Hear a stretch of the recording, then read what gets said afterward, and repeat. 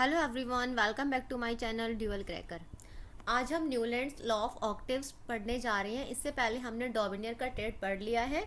चलिए स्टार्ट करते हैं हम न्यूलैंड लॉ ऑफ ऑक्टेव्स के लिए।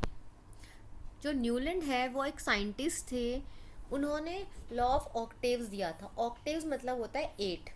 The attempt of Dobereiner encourage other, जो इससे पहले डॉबिनियर थे उन्होंने क्या किया था, एनकरेज किया था दूसरे जितने भी केमिस्ट थे उनको कि एलिमेंट्स की प्रॉपर्टी को आइडेंटिफाई करने के लिए। इन्होंने एलिमेंट्स की प्रॉपर्टी बताई थी एटॉमिक मासेस के बेस पर अपने ट्रेड में। इनके बाद 1866 में जॉन न्यूलैंड आए, इंग्लिश साइंटिस्ट थे। उन्होंने किया कि जो एलिमेंट्स हैं उनको अरेंज किया इंक्रीजिंग ऑर्डर में, और किसके बेस पे, एटॉमिक मास के बेस पे। आपसे क्वेश्चन पूछा जाएगा कि जो न्यूलैंड का ऑक्टेव लॉ था वो किसके बेस पे था, इंक्रीजिंग ऑर्डर में था या डिक्रीजिंग ऑर्डर में था, एटॉमिक मास का इंक्रीजिंग ऑर्डर था या फिर एटॉमिक नंबर का इंक्रीजिंग ऑर्डर था। We have to learn this point. It was the order of increasing atomic masses. He started with the element having the lowest atomic mass. उन्होंने वहां से start किया जिसका सबसे क्या था, कम एटॉमिक मास था, that was hydrogen. And ended at the theorem. उन्होंने कब कहाँ पे एंड किया, थ्योरम पर। जो कौन सा एलिमेंट था, 56 एलिमेंट। अब हमसे क्वेश्चन ये पूछा जाएगा कि न्यूलैंड लॉ ऑफ ऑक्टेव में how many elements was found. उस टाइम पे कितने एलिमेंट फाउंड किए गए, उन्होंने कहाँ तक, विच एटॉमिक नंबर तक उन्होंने अपनी डिस्कवरी की। तो we have to know that was starting from the hydrogen, that is the lowest atomic mass, and ended the thorium, that was the 56th element। ठीक है, 56 एटॉमिक नंबर तक, सॉरी एटॉमिक मास बोला, atomic number तक। जो 56th element है वहाँ तक किया और उसका एटॉमिक मास बनाया। He found that every 8th element had properties similar to that of the first. उन्होंने ये पाया कि जो हर एक 8वां एलिमेंट होगा उसकी प्रॉपर्टी जो है हर एक फर्स्ट एलिमेंट से क्या होगी, सिमिलर होगी। He compare this to the octaves. इन्होंने क्या लिखा, इसलिए इन्होंने इसका नेम दिया ऑक्टेव। और इन्होंने म्यूजिक के फॉर्म में पाया, that he called it the law of octaves. इसलिए उन्होंने इसको क्या बोला, octave. It is known as Newland law of octaves. In Newland octaves the properties of lithium and sodium were found to be the same. Newland law of octave के according जो property lithium और sodium की, इन दोनों की क्या थी, same थी। Sodium is 8th element after the lithium. Lithium के बाद सोडियम कौन सा एलिमेंट था, that was the 8th element. It means octaves law. Similarly beryllium and magnesium resemble each other. इन दोनों की प्रॉपर्टी एक थी। चलिए टेबल 5.3 में हम देखते हैं। ये है, इन्होंने एक म्यूजिक की जो नोट्स होती है उसके अकॉर्डिंग सा रे गा मा पा धा नी, इस तरह से उन्होंने ये म्यूजिक के लिए का नोट्स के अकॉर्डिंग उन्होंने दिया। सबसे पहले था hydrogen, lithium, beryllium, boron, carbon, nitrogen, oxygen.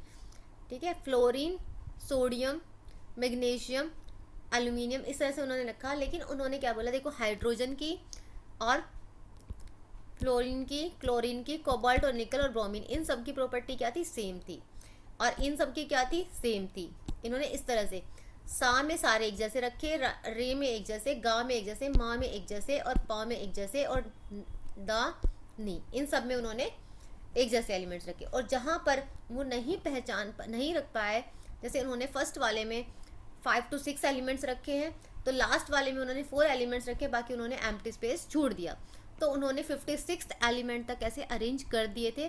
तो क्वेश्चन हमारा यहाँ से अराइज होगा, जो न्यूलैंड लॉ ऑफ ऑक्टेव है उन्होंने कैसे अपना जो लॉ है किस बेस पर दिया।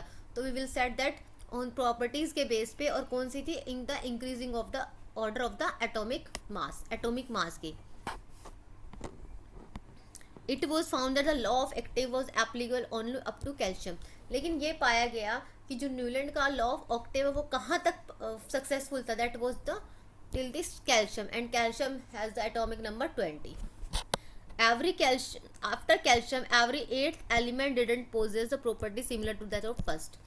तो उसके बाद में जो इन्होंने बताया था फर्स्ट और 8th एलिमेंट की प्रॉपर्टी सेम होगी, बट वो कैल्शियम के बाद में वो प्रॉपर्टी जो है मिसमैच होने लगी, तो ये फेल हो गया लॉ।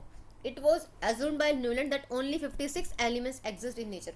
उन्होंने बताया तो उनके अकॉर्डिंग जो है ओनली 56 एलिमेंट ही एग्जिस्ट करते हैं नेचर में। No more elements would be discovered in the future, उन्होंने बताया था फ्यूचर में कुछ भी नहीं आएगा। New elements were discovered whose property did not fit into the law of active, लेकिन जब नए नए एलिमेंट्स आए जिनको डिस्कवरी हुई लेकिन वो इस लॉ के अकॉर्डिंग फिट नहीं हुए, वो फेल हो गए। In order to fit element into his table Newland adjusted 2 elements in the same slot. अब जैसे उन्होंने अपने टेबल में 2 एलिमेंट्स को सेम स्लॉट पर रख दिया, कोबाल्ट और निकल को उन्होंने सेम स्लॉट पर रख दिया, तो इन्होंने अपनी टेबल के अंदर ऐसे रखा, cobalt and nickel are in the same slot, these are placed in the same column as fluorine, chlorine, bromine which have different properties than these elements। लेकिन इनकी जो प्रॉपर्टी है फ्लोरीन, क्लोरीन और ब्रोमीन से क्या है, दोनों के अलग है, बिकॉज फ्लोरीन, क्लोरीन और bromine is a gas and nickel and cobalt is a metal, ठीक है, and fluorine, chlorine, bromine is a non metal. So इनकी प्रॉपर्टी जो थी मिसमैच थी। Iron which resembles cobalt, iron जो कोबाल्ट के जैसा था, एंड निकल इन प्रॉपर्टीज, ठीक है, निकल की जो है प्रॉपर्टी में था आयरन के जैसा, has been placed far away from these elements, और आयरन इन दोनों से बिल्कुल अलग रख दिया गया।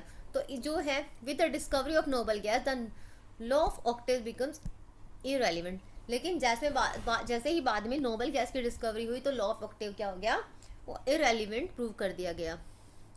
न्यूलैंड लॉ ऑफ ऑक्टेव जो है वो कम ही काम कर पाया और कम ही एलिमेंट्स पर काम कर पाया, इसलिए ये सक्सेसफुल नहीं हुआ। तो हमारे इसमें से क्वेश्चन जो हमसे पूछा जाएगा कि उसने न्यूलैंड लॉ ऑफ ऑक्टेव ने क्या बताया था। उन्होंने बोला था कि फर्स्ट नंबर से लेके जिसका लोवेस्ट एटॉमिक मास है दैट इज हाइड्रोजन से लेकर 56th element that is theorem तक ही वो बता पाया था कि इतने ही एलिमेंट जो है एग्जिस्ट करेंगे नेचर में।